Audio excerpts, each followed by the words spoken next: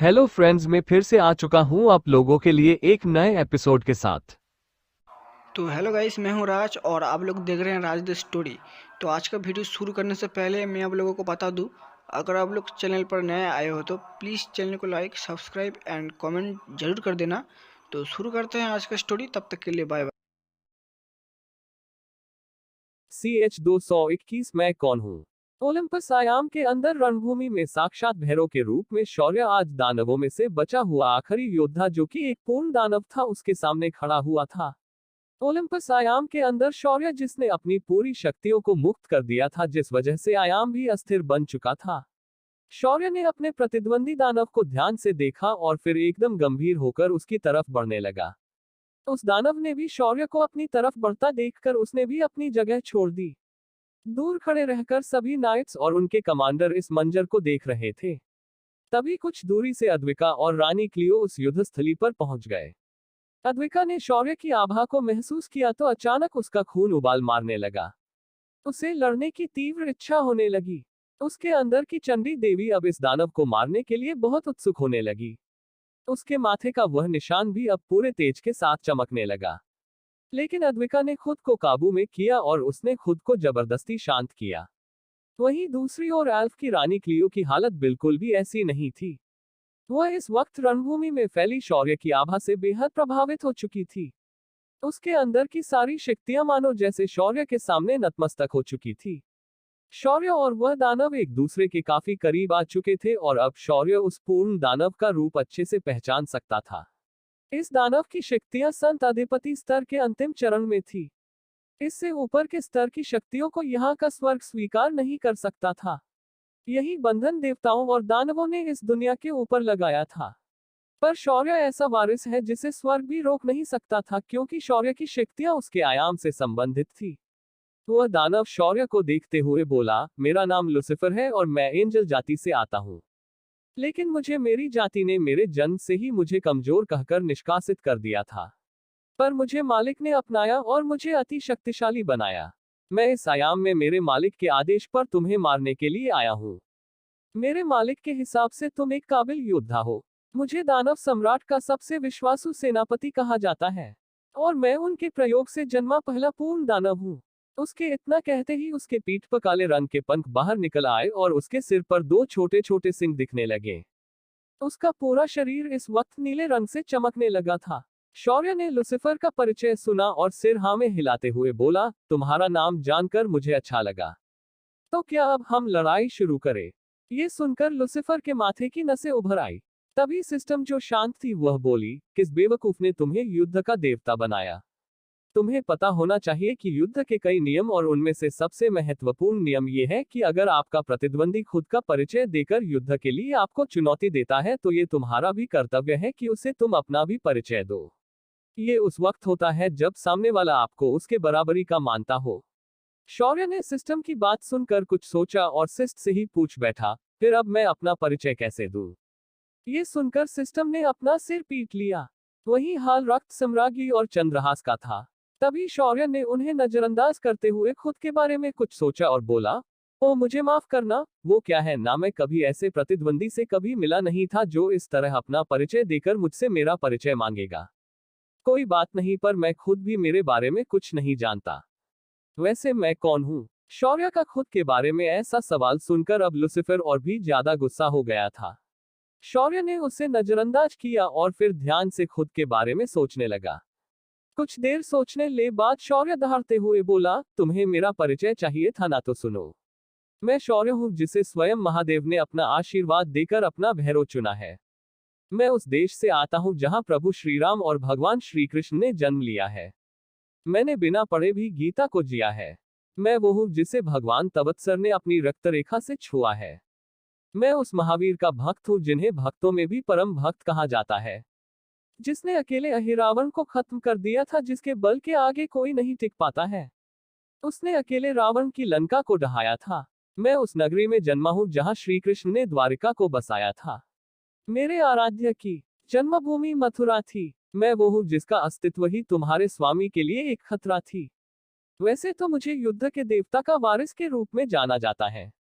मैं डायमेंशन का लॉर्ड हूं और इस धरती पर मुझे तुम्हारे स्वामी का काल माना जाता है। ओम नमः पार्वती पते। हर हर महादेव। शौर्य ने अपना परिचय दिया तो लूसीफर आंखें फाड़कर उसे देखने लगा। फिर लूसीफर ने कहा, मुझे तुम्हारा परिचय अच्छा लगा। भले मुझे कई बातें ठीक से समझ नहीं आई, पर मैं तुम्हारे परिचय के आधार पर तुम्हारा सम्मान करता हूँ। अब युद्ध शुरू किया जाए। इतना कहकर लूसीफर आसमान में उड़ गया।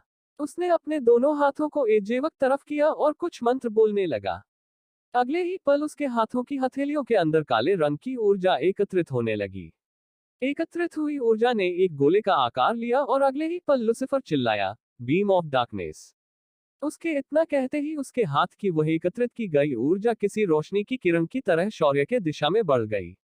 उसकी रफ्तार इतनी ज्यादा थी कि शौर्य उस पर कोई हरकत कर ही नहीं पाया और वह बीम सीधा शौर्य के सीने से टकरा गई। शौर्य लगभग कई मीटर तक उड़कर पीछे चला गया। शौर्य जिस जगह खड़ा था वहां से लेकर पीछे के जंगल तक एक गहरी खाई तैयार हो गई थी। शौर्य के चारों तरफ धूल मिट्टी के गुबार फैल गए थे। वहां कुछ भी साफ साफ नजर नहीं आ रहा था। इधर रानी क्लियो इस बात को देखकर बहुत डर गई थे। वहीं अद्विका बिना किसी भाव के साथ उस धूल के गुबार की तरफ देखे जा रही थी। रानी क्लियो ने ये देखा तो वह हैरानी से अद्विका को घूरने लगी। उसके ये भाव देखकर अद्विका ने उसे देखते हुए पूछा, अब क्या हुआ? तुम मुझे ऐसे क्यों देख रही हो? अद्विका का ऐसा कैजुअल प्रश्न सुनकर रानी क्लियो से रहा नहीं गया और उसने अद्विका से पूछा, अभी तुम्हारे आंखों के सामने तुम्हारे पति पर इतना बड़ा हमला हुआ और तुम सिर्फ देखे जा रही हो। तुम्हें उसकी कोई चिंता है भी या नहीं? ये सुनकर अद्विका ने अपने बिखरे बालों को अपने कान के पीछे सरकाया और बोली, चिंता? हाँ, चिंता तो है, पर शौर्य की नहीं बल्कि इस रणभूमि की। क्योंकि अब इस रणभूमि में ऐसी खाइयां और भी बनने वाली है। रानी क्लियो को अद्विका के बातों का कोई मतलब समझ नहीं आया, पर जब धूल हटी तो उसे धीरे धीरे अद्विका के बातों का मतलब समझ आया। धूल के उस गुबार के अंदर से शौर्य खांसते हुए निकला। शौर्य ने अपने शरीर पर लगी धूल को साफ किया और बड़बड़ाया, क्या हमला था यार, मैं इतनी दूर फेंका गया। मानना पड़ेगा इस पूर्ण दानव की ताकतों को। इतना कहते हुए शौर्य हवा में तैरने लगा और आसमान में आकर खड़ा हो गया। शौर्य को अपने सामने बिना पंखों के उड़ता देखकर अब लूसीफर की बारी थी चौंकने की। शौर्य ने भी अपनी उंगलियों को चटकाया और फिर अपने गर्दन को किसी फिल्मी हीरो की तरह झटका दिया और फिर अपनी ताकत के साथ बोला, काफी दम है तुम्हारे अंदर। लगता है आज तुम्हें खाने के बाद वाले डेजर्ट का दर्जा देना पड़ेगा। शौर्य ने इतना कहा और उसके हाथ की दोनों तलवारें उसके शरीर में समा गई। शौर्य ने फिर एक बार लूसीफर को देखा और बोला, चलो अब मैं तुम्हें एक और मौका देता हूं मुझे मारने का। इस बार कोई इससे भी ज्यादा ताकतवर दांव चलाओ। लूसीफर ने शौर्य की बात सुनी और वह मन ही मन हंसा। फिर उसने एक बार और कुछ मंत्रों का उच्चारण किया और दोनों हाथों से एक विशिष्ट मुद्रा बनाई और फिर अपने नुकीले पंजों को आगे करते हुए बोला, अब एक विघटन। उसके इतना कहते ही फिर एक बार एक साइड्स हथेली हवा में प्रकट हो जाती है और शौर्य की ओर पूरी रफ्तार से बढ़ जाती है। कुछ देर में वह हथेली आकर शौर्य के शरीर से टकरा जाती है, पर वह रोशनी असंख्य कणों में बिखर जाती है। वह सारे के सारे रोशनी के काले कण शौर्य को ढक लेते हैं और शौर्य की ऊर्जा को सोखने में शुरू हो जाते हैं। शौर्य को अचानक महसूस होता है कि उसकी सारी ऊर्जा तीव्र गति से नष्ट हो रही है। शौर्य अपने शरीर को जांचने लगता है और वह तुरंत इस बात का कारण समझ जाता है। ये सब कुछ उन अदृश्य कितकों की वजह से हो रहा था जो अभी उसके शरीर के ऊपर ऊर्जा कणों के रूप में गिरे थे। शौर्य तुरंत अपनी आंखें बंद कर लेता है और अपने शरीर के ऊपर नर्क की अग्नि को प्रकट कर लेता है। उसके ऐसा करते ही काले रंग की लपटें उसके शरीर को घेर लेती है और उन सारे अदृश्य कितकों को नष्ट करना शुरू कर देती है। इधर जैसे जैसे वह ऊर्जा भक्षक कीड़े नष्ट हो रहे थे, उधर लूसीफर को अचानक अपनी शक्तियों में कमी महसूस होने लगी। धीरे धीरे उसके अंदर बेचैनी बढ़ने लगती है और अचानक लूसीफर खून की उल्टियां करने लगता है। इस वक्त शौर्य के शरीर पर जो अदृश्य कीटक थे वो सब नर्क की अग्नि में जलकर भस्म हो रहे थे। ये सारे कीटक लूसीफर के पालतू कीटक थे और उन्हें उसने अपने आत्मा से जोड़ रखा था, पर इस बेरहम शौर्य ने उन कीटकों को जिंदा भस्म कर दिया था। इसी वजह से उन कीटकों का लूसीफर की आत्मा से कांटेक्ट टूट गया और परिणामतः लूसीफर की आत्मा घायल हो गई। लूसीफर को अपनी आंखों में यकीन नहीं हो रहा था कि उसके ये ऊर्जा भक्षी कीटक इस तरह से नष्ट हो जाएंगे। शौर्य ने एक किया जिंदा नहीं छोड़ा था। लूसीफर ने शौर्य को गुस्से से देख और बोला, ये तुमने सही नहीं किया शौर्य, तुमने पैर सबसे प्रिय ऊर्जा भक्षी कीटकों को नष्ट कर दिया है। इसके बदले अब मैं तुम्हें उन्हीं की तरह आग में भून दूंगा और भस्म कर दूंगा। इतना कहकर लूसीफर ने अग्नि का आवाहन कर दिया जो नीले रंग से चमक रही थी। लूसीफर ने उस अग्नि को अपने हाथ में पकड़कर शौर्य को देखते हुए कहा, शौर्य तुम्हें पता है प्राचीन देवताओं की पवित्र तलवार की रक्षा करने का जिम्मा हम एंजल जाति के लोगों को मिला था। और मैंने एक दिन उस पवित्र तलवार छुआ और वह मेरी ताकत की वजह से मेरे साथ जुड़ने की कोशिश करने लगी। पर मेरे जाति के बाकी लोगों को ये बहुत गलत लगा और उन्होंने मुझे उस तलवार से दूर करने के लिए एंजल्स की सुनहरे ज्वाला से जलाया और मेरे दोनों प्यारे और सुंदर सफेद पंख काट दिए और मुझे दानवों के आयाम में जबरदस्ती भेज दिया। लेकिन तुम्हें पता है वो उनकी सबसे बड़ी गलती थी। मुझे दानव आयाम में मेरे मालिक मेरे स्वामी कली मिले और उन्होंने मुझे अंधेरे की ताकत प्रदान की और मेरे सफेद पंखों की जगह मुझे काले रंग के पंखों को दिया गया। मुझे सुनहरी अग्नि के जगह ये सुंदर नीली अग्नि मिली है। मुझे मेरे मालिक ने फिर एक बार एंजल बना दिया है, पर अब मैं देवताओं का एंजल नहीं हूँ, मैं अंधेरे का एंजल हूँ, मैं दानवों का एंजल हूँ और मुझे इस बात से खुशी है। लूसीफर की बात सुनकर शौर्य ने भी समझदारी से अपना सिर हिलाया और बोला, सिर्फ उस नीली आग के बारे में बताने के लिए इसने इतना लंबा चौड़ा इंट्रोडक्शन दिया है, बंदा तो काफी मनोरंजक है। लूसीफर फिर अपने हथेली की आग को शौर्य की ओर निर्देशित किया और उसे छोड़ दिया। अगले ही पल एक नीले रंग के लपट की बॉल शौर्य की ओर उड़ गई। शौर्य भी उसे बड़े ध्यान से देख रहा था और अंदाजा लगाना चाहता था। शौर्य को उस ज्वाला से किसी भी तरह की गर्मी महसूस नहीं हो रही थी और इसी वजह से शौर्य उसे एब्जॉर्ब करना चाहता था।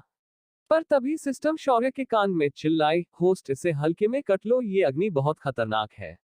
अगर एक बार ये आपको छू जाए तो आपको पता भी नहीं चलेगा और आपकी जान चली जाएगी क्योंकि ये दानव अग्नि है। सिस्टम की आवाज सुनकर शौर्य अपने ख्यालों से बाहर आ गया और तुरंत अपनी जगह से टेलीपोर्ट हो गया और उसके वहां से जाते ही वह आग की नीली लपट वही जमीन से टकरा गई। शौर्य ने ध्यान से देखा कि वह नीली आग जमीन पर टकराई थी, उस जगह पर कुछ भी नहीं हुआ। उसने सिस्ट से कहा, क्या सिस्टम कुछ भी? देखो अभी वहां कुछ भी नहीं। शौर्य ने बस इतना ही कहा था कि शौर्य की आवाज अचानक बंदी हो गई और उसकी आंखें बड़ी बड़ी होकर बाहर आ गई, क्योंकि उसके सामने का नजारा ही उतना खतरनाक था। जिस जमीन पर आग की लपट टकराई थी अब वह जमीन नष्ट हो रही थी, या कह सकते हैं कि वहां की मिट्टी पत्थर सब कुछ कोई अदृश्य चीज निगल रही थी। शौर्य को अब सिस्टम पर विश्वास हो चुका था कि ये अग्नि कोई साधारण अग्नि नहीं है। तभी सिस्टम हंसते हुए बोली, क्यों फट गई ना, ये अग्नि खास है। जब तक ये उपयोगकर्ता के हाथ में होती है ये एक कोमल ज्वाला होती है, पर जैसे ही शत्रु के शरीर पर गिर जाती है ये अदृश्य हो जाती है और शत्रु के शरीर की विघटित करना शुरू कर देती है। मुझे तो इतना विश्वास है ये तुम्हारे कवच को भी नष्ट कर सकती है। शौर्य ने भी कुछ सोचकर अपना सिर हाँ में हिलाया और बोला, तुमने सही कहा, लगता है मैं अभी भी बहुत कमजोर हूँ। मुझे और अधिक शक्तियों को एकत्रित करना पड़ेगा और अधिक ताकतवर शत्रु से लड़ना चाहिए। चलो अब हम इसे खत्म करने का समय है। इतना कहकर शौर्य फिर एक बार लूसीफर के सामने आ गया। उसने लूसीफर को देखा और बोला, मुझे तुमसे हमदर्दी है मेरे दोस्त, पर अब ये सब खत्म करने का समय है। अब देखते हैं कि तुम मेरी अग्नि के सामने क्या करते हो। इतना कहकर शौर्य ने अपनी नर्क की अग्नि को एक हाथ पर प्रकट किया और दूसरे हाथ पर समद अग्नि को प्रकट किया। शौर्य ने अपनी नर्क की अग्नि को लूसीफर की ओर फेंक दिया।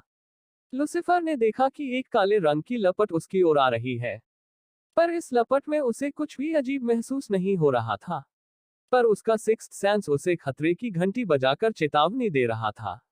आखिर लूसीफर ने अपनी जगह बदलने का निर्णय लिया और उस जगह से हट गया। पर तभी जब वह अपनी जगह से दूसरी जगह पहुंचा तो वह हैरान हो गया। उसने चिल्लाकर कहा, मायावी सारणी, क्या हुआ है लूसीफर के साथ? क्या है ये मायावी सारणी? क्या शौर्य ने कोई चालाकी की है?